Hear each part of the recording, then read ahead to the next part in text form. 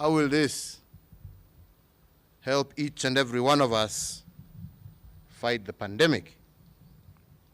And indeed, if we do not, how does this ban continue to affect our economy, especially our micro business enterprises and those who derive their livelihoods from them? So, fellow Kenyans, to answer these questions, we turn to our brain trust, our experts, some of whom are standing behind us, a team made up of the finest doctors and research scientists, as well as public practitioners, and we turn to them for counsel. And it must be admitted that opinion was divided on how we are to advance against this virus. Some, myself included, wanted us to open up now. That was and is still my desire. I know we all want to open up at the earliest opportunity and get our economy going. Me more so, as Kenya, as you all know, was recently ranked the third largest economy in sub-Saharan Africa. But others held a contrary position, and they were borrowing from history, scientific modeling, and also current experiences the world over to argue against mass reopening at this stage. Therefore, with these two viewpoints on the table, we must accept that we're not dealing with a right and a wrong opinion. We are caught in between two rights. Those who want to open are right, and those opposed to opening are also right. And this clash of two rights placed us on the horns of dilemma. In the absence of scientific consensus amongst experts in the medical, research, and public sectors, I asked for some scenarios. I wanted to know the worst-case scenario and the best options that are available to us in order to contain the disease without affecting the economy irreversibly. I wanted these scenarios built around raw facts, because we have decided as a country to combat this pandemic in an open and transparent manner. Fellow Kenyans, we must speak truth to each other. Had we not taken the stringent measures that we did in March of 2020, the rate of infections in Kenya would have peaked to 800,000 people by July 30th of this year. And if, as we have seen is the case, that one infected person has the potential to infect 2 people, this number would have hit 2.4 million people in 21 days.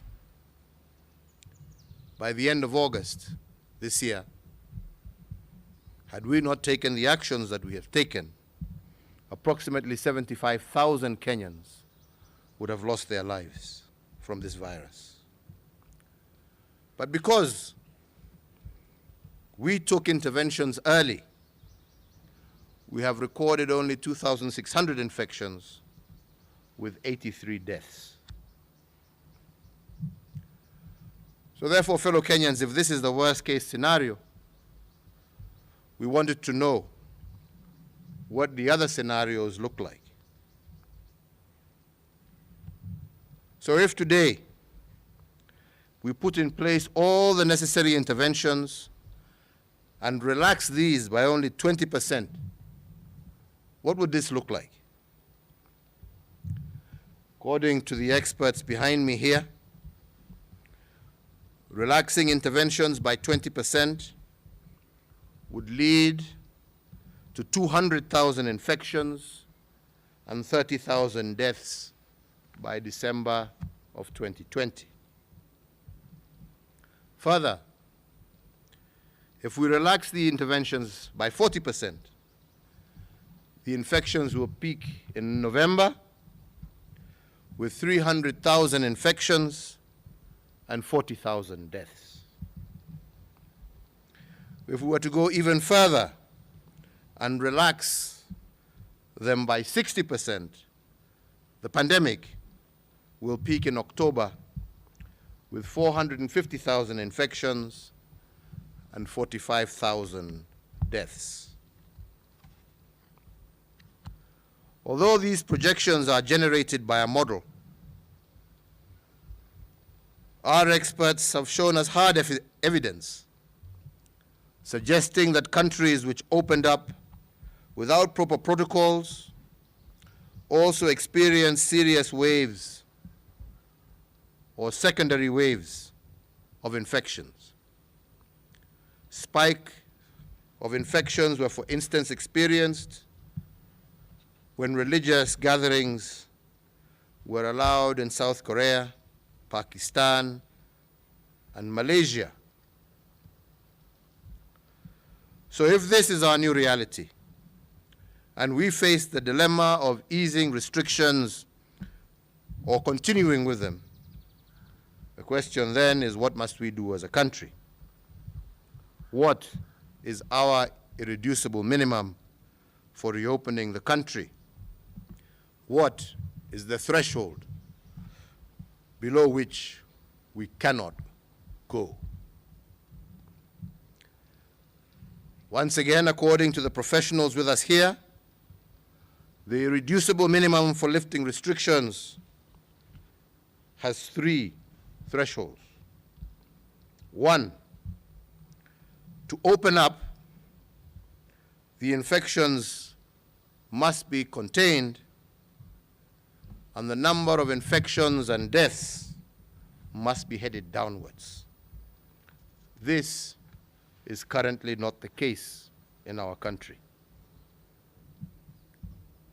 2, our healthcare system must be prepared sufficiently to take on a surge in infections. It must not be overwhelmed at any one point during this pandemic. Access to testing, isolation, and quarantine must be a bare minimum in our health facilities. This is not currently the case. 3, the capacity for surveillance and contact tracing must also be fully in place across the country. So the question then we must all ponder together, fellow Kenyans, is whether we have met this threshold or these 3 thresholds in order to lift the restrictions. Have the cases, as I have said, of infections taken a downward turn, for instance? The answer is definitely no. We are seeing an increase. Have we met the second minimum of prepared health systems with isolation? Again, as I said, the answer is no. And I just give 2 examples. Siaya County has only a 10-bed isolation facility, and already they have admitted 9 COVID patients from only 1 incident. Similarly, Busia County has a 34-bed isolation facility, and 2 days ago, that facility was full. So, fellow Kenyans, if there is a surge in infections in just these two counties, the healthcare system will most definitely be overwhelmed. So the hard question to pose here is whether Kenyans are prepared to nurse COVID-19 patients in their homes if our healthcare system cannot handle the numbers. Are they prepared to expose their children, to expose the elderly to COVID-19 patients in the close proximity of home?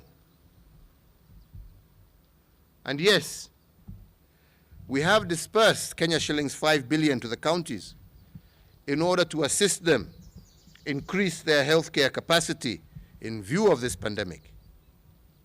But to build the necessary health infrastructure for such an undertaking requires time. We must get ahead of this pandemic by creating lead time. So therefore, fellow Kenyans who are considering the possibility of de-escalating the containment measures in place and conscious that health is a shared function between the national and county governments, I have convened today an extraordinary session of the National and County Government Coordinating Summit on Wednesday, the 10th day of June, to consider the following salient matters. First, to review the effectiveness of the containment measures we have taken so far, those that have been rolled out to break the chain of transmission of the coronavirus disease. The second, to secure the undertaking of every county government to deliver isolation facilities with at least a minimum of 300 beds. And thirdly, within 14 days, to develop time-bound protocols for progressive reopening of the economy. Fellow Kenyans, with my colleagues and having applied our minds to the different scenarios presented by our experts, I have reconciled myself to the fact that to open or not to open is not a dilemma between a right and a wrong. It is a dilemma between two rights. And because of this, and fully cognizant of the irreducible minimum given by our experts, and in keeping with the advice of the National Security Council, I today hereby direct an order as follows. That the cessation of movement into and out of Eastleigh area of Nairobi and the specific limitations in force with respect to the Old Town area of Mombasa that is currently in force shall lapse at 4 a.m. on the 7th of June, 2020. That in view of the successful containment of the disease in the counties of Kilifi and Kwale, the cessation of movement into and out of the two counties that is currently in force shall also lapse at 4 a.m. on the 7th of June, 2020. 3, that following stakeholders' consultations in the education sector, the Ministry of Education, jointly with the Ministry of Health, issue and publicize guidelines on a gradual and progressive return to normalcy in the education sector by the third term That is, from the 1st of September 2020. Further, that the Ministry of Education shall announce the new school calendar by the middle of August. As you are aware, on Madaraka Day, I did direct that the Ministry of Interior, the Ministry of Health, hold consultations with interfaith and religious organizations. So today, we state that following these consultations, within 7 days of today, the Ministries of Interior and Health will constitute an interfaith council to work out modalities and protocols of reopening of our places of worship. 5, that in the meantime, the ban on all forms of gatherings, including but not limited to political gatherings, social gatherings, including bars, be and is hereby extended for a further 30 days. That due to the evolving nature of the disease globally, international travel restrictions are hereby extended. In the meantime, the Ministry of Transport is directed within 7 days from the date hereof to engage all key stakeholders and develop protocols and guide resumption of local air travel.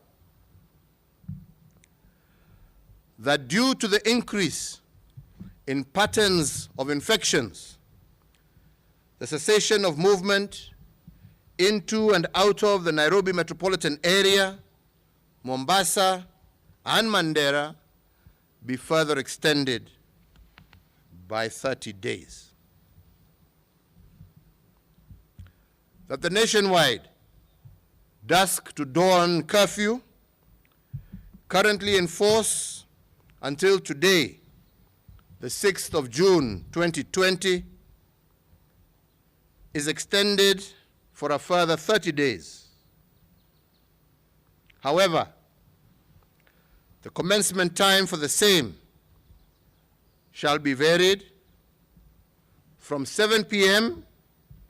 to 9 p.m., with the end time for the same being varied from 5 a.m.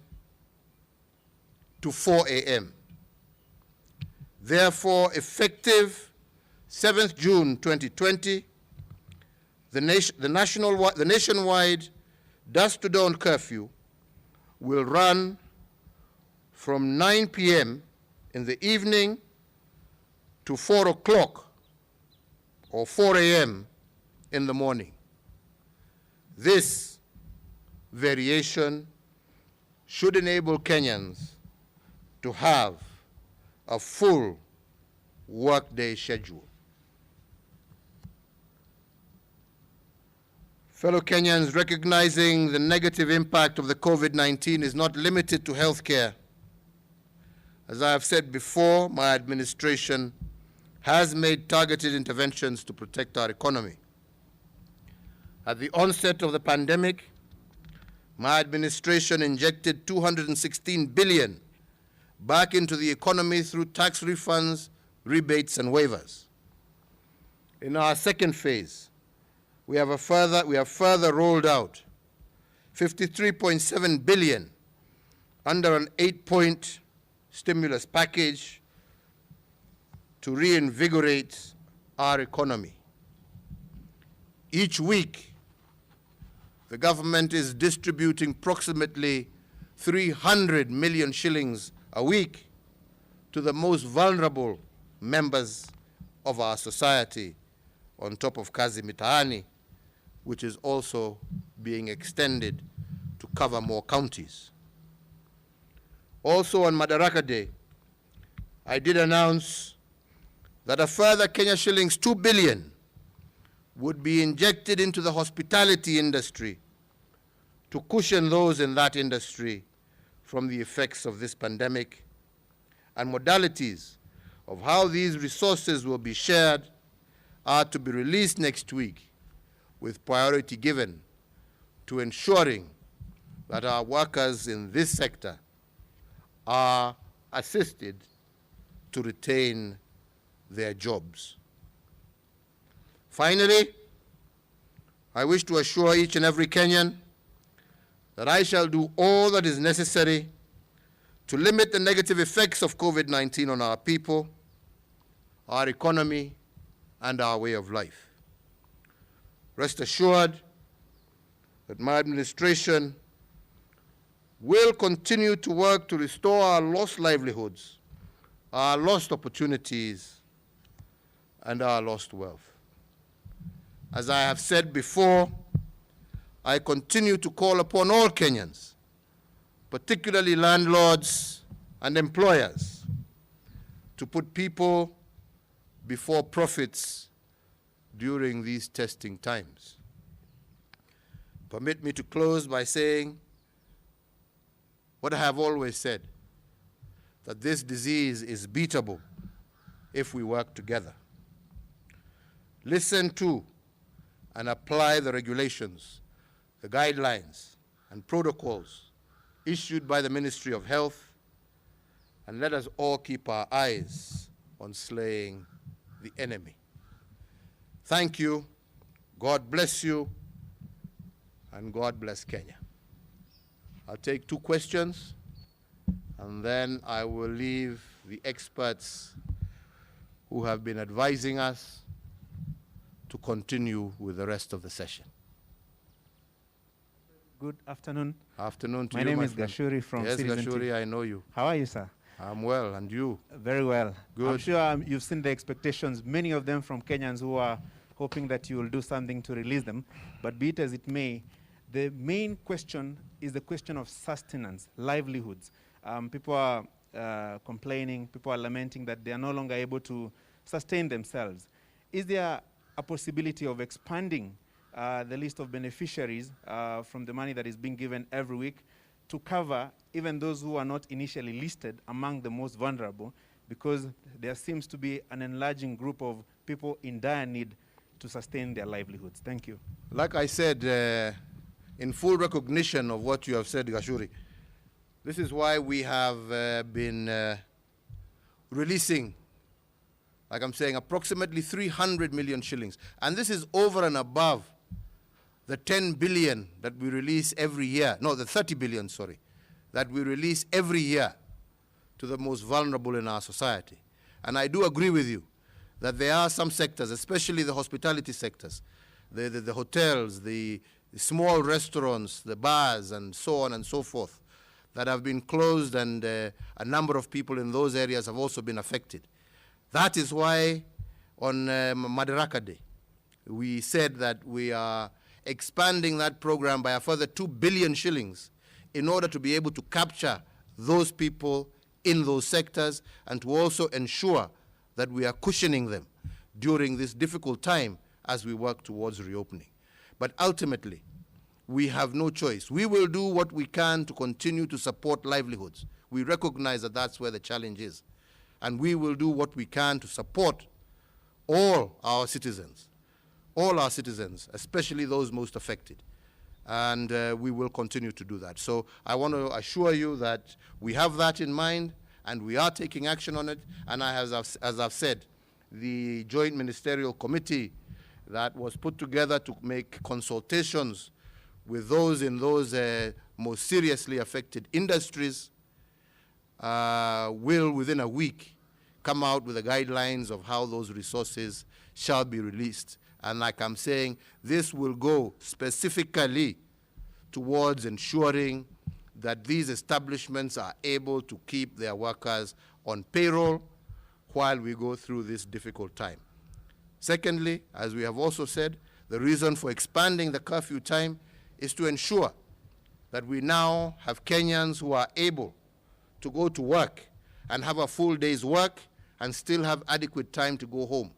This now will enable Kenyans to be able to work a full shift, unlike the half shifts that we are into before. Now you can have a full day's shift. You can work from 8 to 5 and still be able to get home on time, thus expanding the number of working hours and therefore enabling more and more Kenyans to be able to resume their normal duties and activities in our economy. Jina langu ni Nancy Okware kutoka KBC. Nancy? Okware kutoka KBC. KBC. Na swali langu kwanza kabisa, umesema ya kwamba masharti katika kaunti ya Kwale na Kilifi kwa sasa hivi yameondolewa. Je, kama serikali mnahisi kwamba mmefanya vya kutosha ili kuhakikisha kwamba hawa watu wanapotoka na kuenda katika kaunti nyingine wamepimwa, ili kuhakikisha kwamba pengine kuna mmoja hakuwa amepimwa, lakini unasema ya kwamba Kilifi mmeweza kumaliza ugonjwa ule pale na watu wote hawajapimwa? Hatujasema ugonjwa umeisha.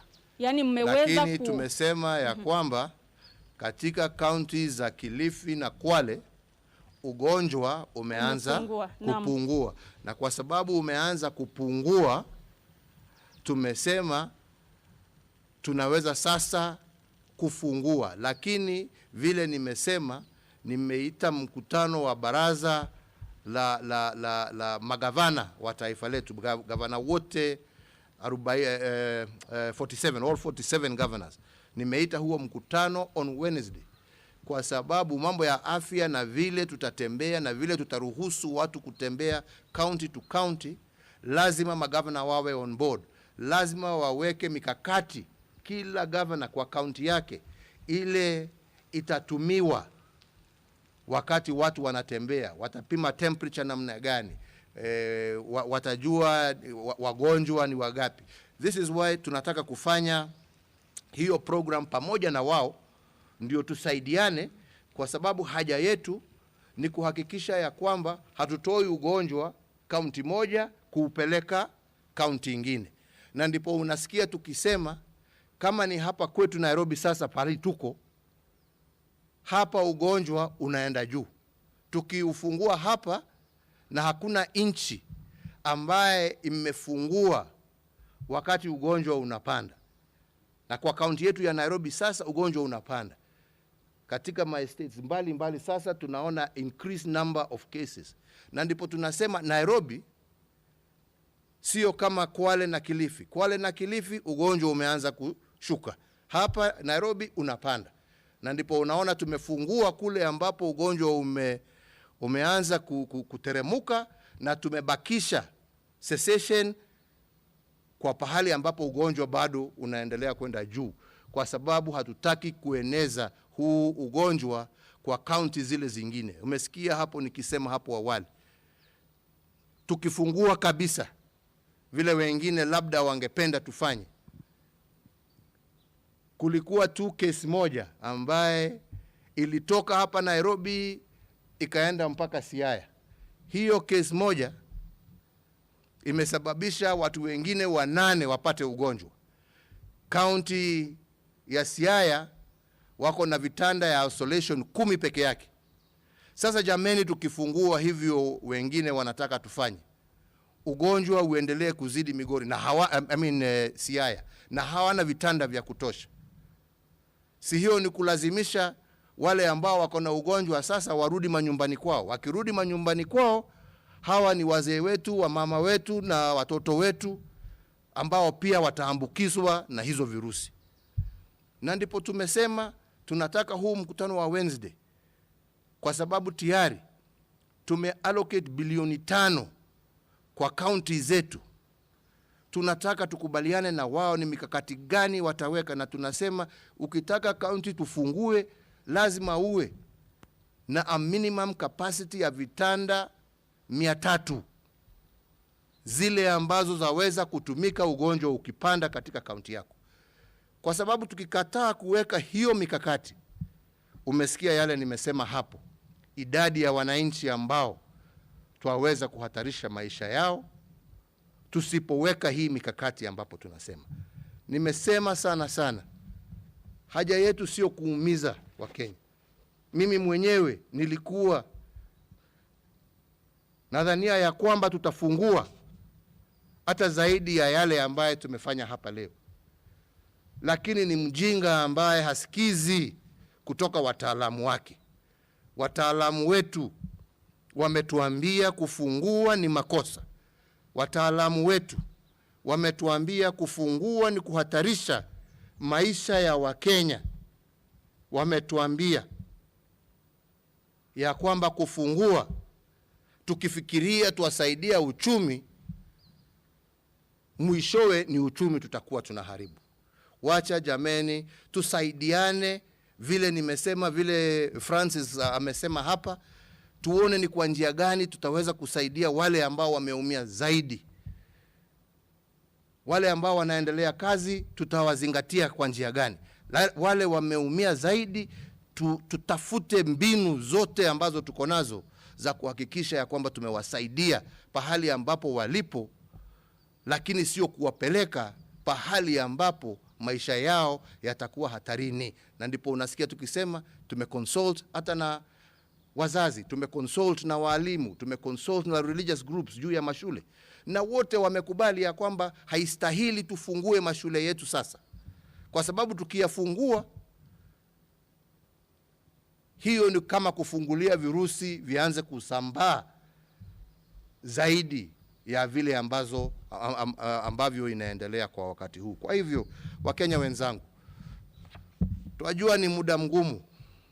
Nimeona meme mingi ambazo mmetumatuma huko, sijui ati Freedom Day, Independence Day. Hii sio mambo ya independence, hii ni mambo ya maisha jameni. Hatufanyi hii kuumiza mtu yeyote.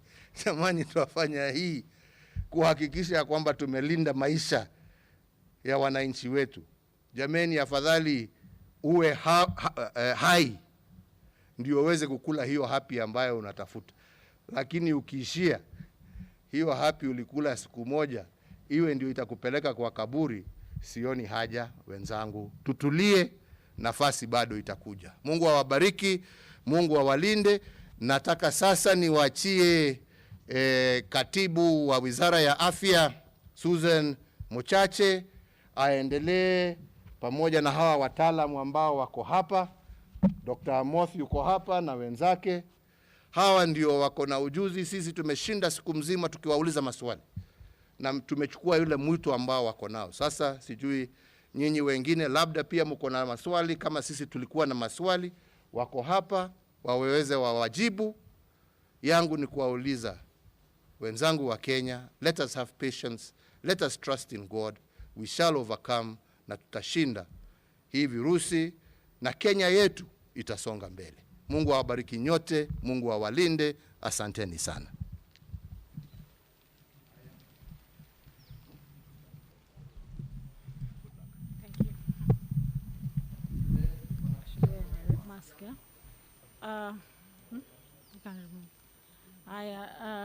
Nafikiri tumesikia vile ambavyo Mheshimiwa Rais ameweza kusema, na sisi tukiongea kama Wizara ya Afya na washikadau wote wa afya, tunaona kwamba hii imekuwa ni jambo gumu sana katika kuamua, lakini imekuwa ni lazima kupitia kwa yale ambayo afya nzima, ile fraternity ya afya imeweza kuangazia.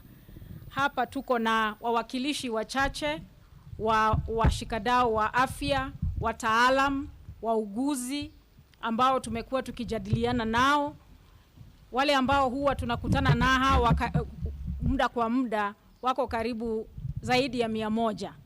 Na tuliongea juzi, tukajadiliana kabisa paka usiku tukijiuliza ni tutaweza kupeana advice gani kwa serikali kuhusu maneno ya COVID na restrictions. Kwa hivyo yale ambayo yamesemwa ni maoni ya watu wote wa afya ambao wameweza kuongea na kujadiliana, watafiti, wataalam na wote. Kwa hivyo sasa mimi ningependa kuchukua nafasi hii kuwashukuru kwa sababu wamejitolea na wakasema inafaa tuendelee hivi, na serikali na Mheshimiwa Rais amefanya kitu cha maana sana, kwa sababu sisi tulikuwa tunaona kwa kweli kupitia kwa vile tumeona katika nchi tofauti tofauti na utafiti wetu kwamba Wakenya wengi wangeweza kuumia kama tungeanza kuanza kufanya zile lifting of restrictions. Kwa hivyo kwa hayo machache ningependa kuwakaribisha hawa wakurugenzi wetu ambao pia wana represent wengine wote katika sekta ya afya waweze kujibu maswali ambayo labda mungekuwa na Wakenya wangependa kujua kwa nini hatua hii imechukuliwa siku ya leo. Asanteni. Labda nitaanza na Profesa Anzala ambaye nitamuomba aongee kidogo kwa nini imebidi afya iseme kwamba huu ndio mwelekeo ambao unafaa. Profesa Anzala. Yeah, thank you so much, Madam PS. Really, the decisions that have been made, the advisories that have informed that decision are actually information that we have all put together, those who have been working in the National Task Force, to really look at the situation we are in now as a country. How well are we prepared in terms of managing this outbreak, not only in Nairobi and in Mombasa, but how well are we prepared across the country? So I know that decisions were difficult, exactly as our president said, but then with those decisions made, I'm sure that we shall do all that is necessary to ensure that in the interim period, a lot of these things can be put in place so that we can actually be able to realize the kind of things that Kenyans are yearning for. It is not easy, ladies and gentlemen, but I think those of us who are sitting at the National Task Force are actually equal to this task. Maybe I would want to ask the professor to talk about the phase of the pandemic, because any pandemic has got various phases. And right now we are in a very different phase, and why it was important that the decisions that were made today were made in view of the cycle of a typical pandemic. Yes, the understanding should be that an infection of this nature that is new, realize that SARS-CoV-2, the virus, and COVID, the disease, is only maybe 6-7 months old. You know, having been identified, discovered in Wuhan last year, that is December. So the natural history is that it is a cluster infection. It is spread, you know, through contact, very close contact, breathing, coughing, sneezing, you know, touching surfaces that are contaminated. Through that process, someone gets infected. Through the process of infection, within 6 to 7 days, people begin to come down with symptoms. Then eventually, people begin to recover, and we know now within 14 to 21 days, individuals do recover. The virus is not detected. So the idea that is a cluster means that you are actually not aware of who is infected within the community. And hence the reason why all the measures that have been put in place are a clear indication that. Then there is the level of where people begin to get infected. In Kenya now, we are actually seeing an upward trend, meaning that we have not peaked yet. And one of us here is going to talk about the numbers. We have not peaked yet, and even our president himself alluded to those numbers. So we cannot, under these circumstances, do anything else other than maintain the measures that we have been put in place. And then when we peak, it does not mean it's also the end. It just means that we have reached a peak where a lot of us have been infected, and to a large extent, some of us already have some ability. We are less susceptible than we were before. Then the trend begins to go down. And even when we peak and the trend goes down, it's going to take a period of time, maybe 5 or 6 months, for this infection to subside. And during that period of time, a lot of us will actually be susceptible, and eventually the infection will go down.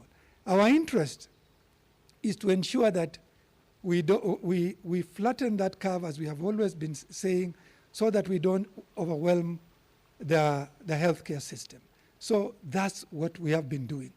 And you can actually see that those measures that were put in place very early, very quickly, and were adhered to by most Kenyans have enabled us not to go the way the modeling had shown. We are way, way down here.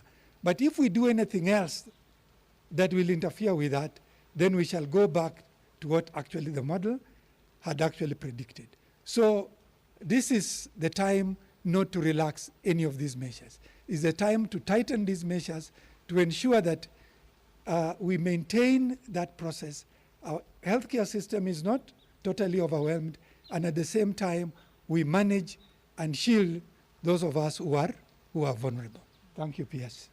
Asante, Professor. Professor is actually an expert in viruses. Yeye ni mtaalam juu amesomea maneno ya virusi, kwa hivyo akituelezea lazima tuchukue very seriously ambayo anasema.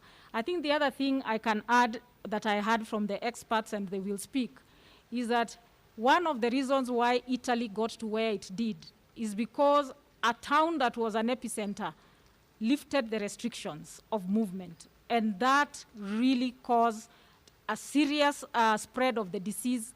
Na yale ambayo yalifanyika katika nchi hiyo ni mambo ambayo sisi wote tunajionea. And so because Nairobi is an epicenter, opening Nairobi up means that we risk to take the virus to other places in the country where the virus is still low or even non-existent. So looking at those examples of other countries has informed some of the decisions that have been made today. And I want to also invite Professor Karanja from Jomo Kenyatta University to also speak as an expert. And then we will invite questions. I can see somebody wants to, in fact, maybe you can ask your question and Professor Karanja can answer. My name is Gloria Milimu from K24 TV. My question is directed to the Director General for Health, Dr. Patrick Amoth. The other day you announced plans for the country to leverage on home care, on home care-based isolation. So my question is, WHO says the decision has to be based on an assessment of the patient's home.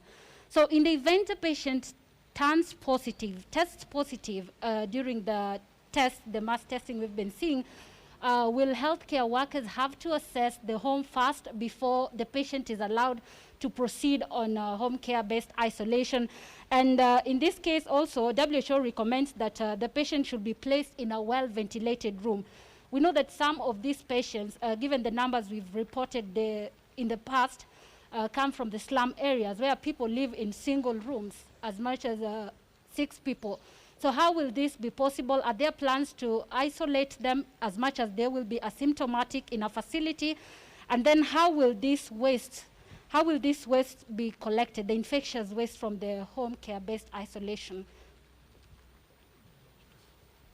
Thank you, Gloria. You are very right that WHO recently approved home-based care guidelines for use.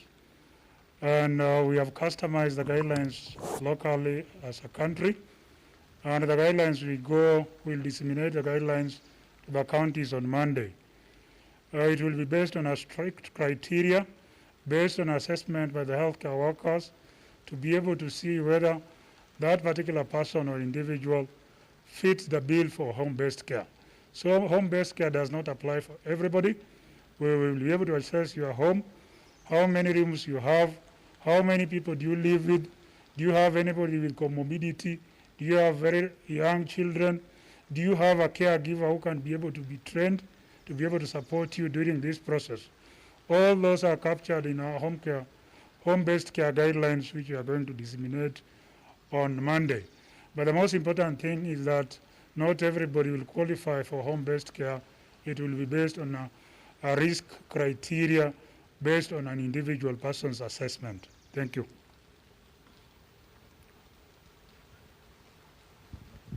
My name is Rita Tinina. I have 2 questions. One of them is that KEMRI did a genetic makeup of COVID-19. What does that tell us? And is it useful in the containment measures? deal with. Yeah, thank you so much, Nina, for the question. A new virus, when it enters a new population, the tendency of that virus is to mutate because of immune pressure. So definitely that is the beginning of understanding the virus.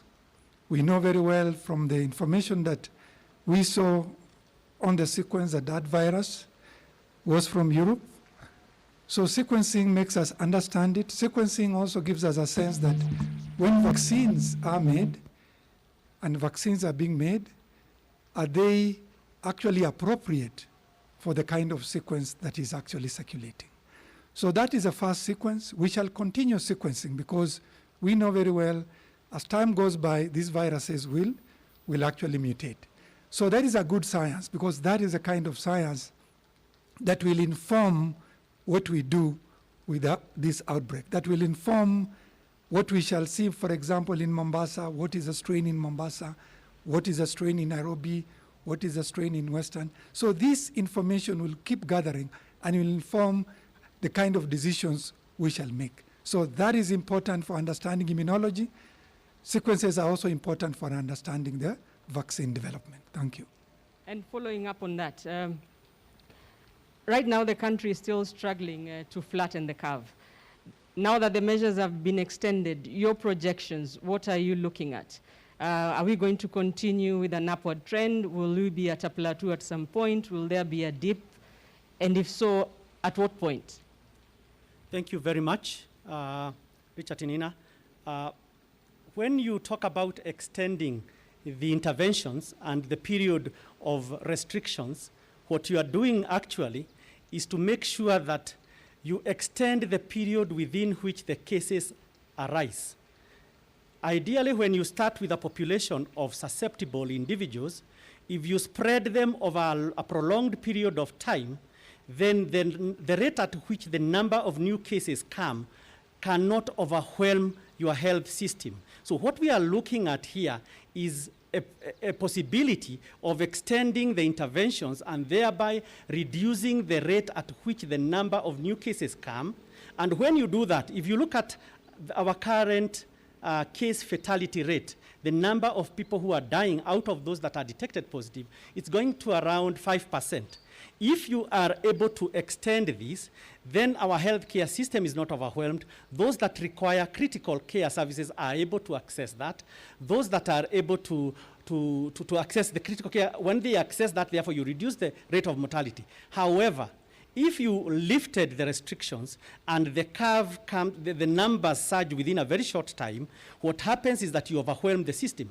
And therefore, you will move our case fatality rate from the current maybe 5% to what you saw in Italy, to what you have seen also in a country like Spain. The other thing is this: as you prolong the duration of interventions, the curve goes down, and you also improve on your preparedness. The enhancement of resource mobilization and, for example, enhancing facilities within the counties. We know that that is the next battlefield, counties. So if you are able to do this, then it gives us preparedness and reduce the rate at which you get adverse health outcomes out of infected cases. Eventually also, you give chance for science, for people who are inventors to come up, for example, with vaccines. And therefore, this is going to work well for all of us. Therefore, opening up of areas and lifting restrictions should be always guided by when you have a turnaround on the numbers. When you have the curve going down, then you can think about opening up. And I believe that we are going to get updates through the NERC from time to time. Thank you very much. Maybe just to add to that response by Professor Karanja, I think one of the things that His Excellency the President mentioned is that with every amount of increased contact between people, you're likely to see a small increase in numbers of people who fall sick or die. But it doesn't have to be that way. I think whenever there's an opening up, it calls for a higher sense of responsibility by everyone. So now more than ever, every Kenyan must take responsibility for prevention. That means that this is a time that you want to avoid crowds, you want to leave your house with your mask, and you want to follow all the basic hygiene measures. Remember, those have not been lifted. So for us to continue with this trend of a lower rate of infections and deaths, we must continue to adhere to all the prevention measures that have been mentioned previously. Gloria Milimu, K24 TV. As the government plans to reopen schools, how will we avoid surges in infection given the infrastructure we currently have in the country? Then again, will the students and teachers be tested regularly? And will all teachers, perhaps in the event of boarding, be required to live within the school compound? And then another last one, a scientific one. There are 2 research studies that have shown the benefit of receiving infusions of blood from COVID-19 survivors. And this was done in China, where 10 patients received plasma infusions. In terms of just scientific developments, where are we as a country? Are we also looking into some of these things we are learning from other countries? Well, thank you very much for those questions. I'll answer the first one around reopening of schools. I think one of the challenges, and I think you've pointed out this very well, with opening of schools is we know the sort of conditions that are in many of our schools.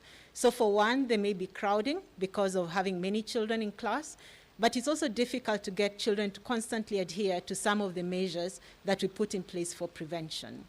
Which means, one, I think it was pointed out about the timing of the opening.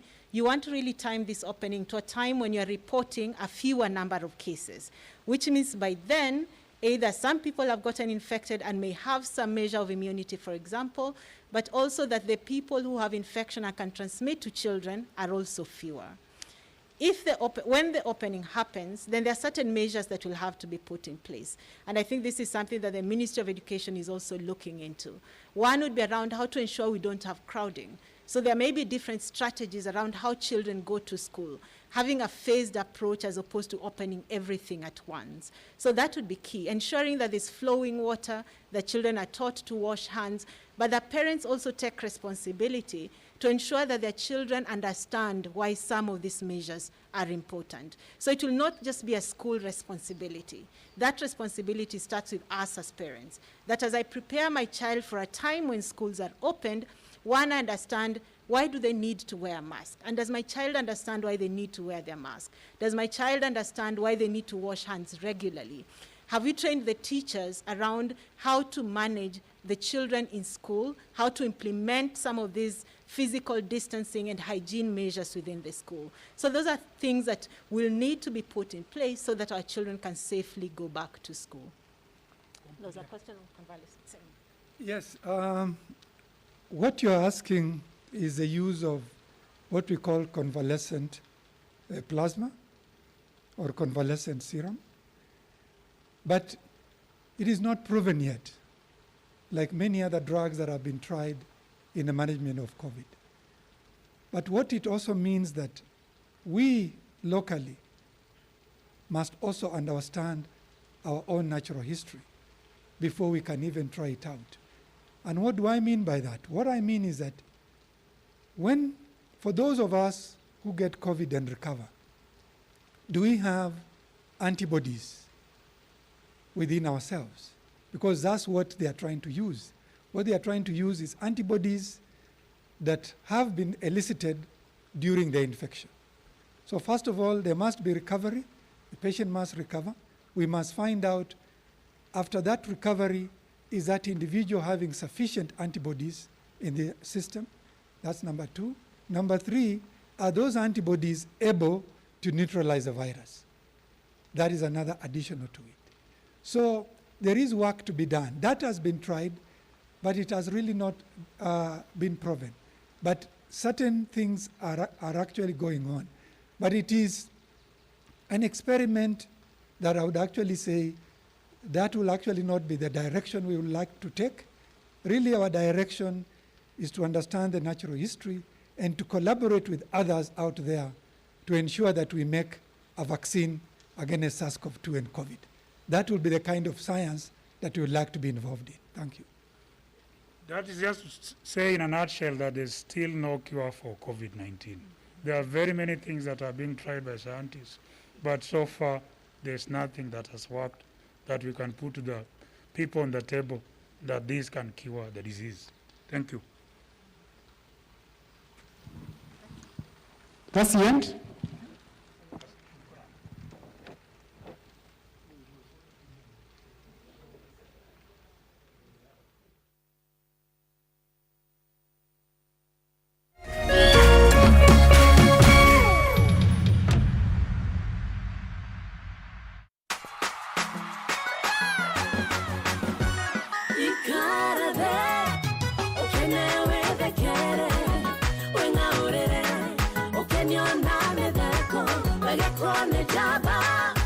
Mwago wa Kameme TV reu uri gucokereria Kengei Live reu ne cokereirie na thinga munene na mururumo nyitanira na Kengei Live o muthenya wa Jumamothi thaa 2 nginyagia thaa 3 na muthenya wa Kiumia thaa 2 nginyagia